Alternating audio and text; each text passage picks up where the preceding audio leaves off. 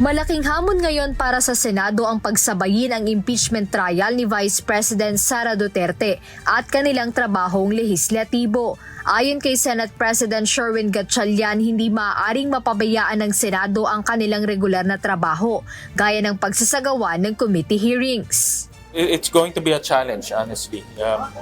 Kagaya ngayon, may nagkaroon ng 2 hearing. On the average, isang hearing is about 4 to 5 hours. No? So, ang budget hearing, minsan tumatagal pa. So, it's really going to be a challenge.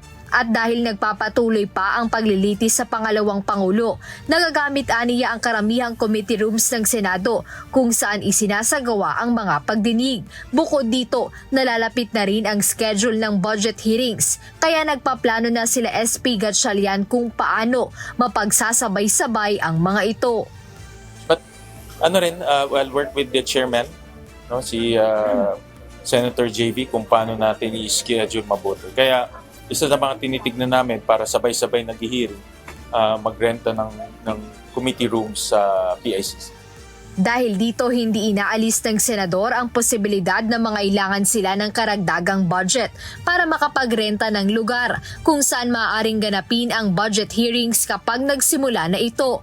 Kaugnay nito, ibinahagi ni Senate President Gatchalian na napag-usapan na rin naman nila ang schedule para sa mga pagdinig. Kausap ko yung mga senators, so we're planning to hold committee hearings and budget hearings Thursdays and Fridays. Habang ang araw ng Lunes, Martes at Miyerkules ay nakalaan naman sa impeachment trial at regular na sesyon ng Senado. Jedne Resina, humahataw sa balita ngayon.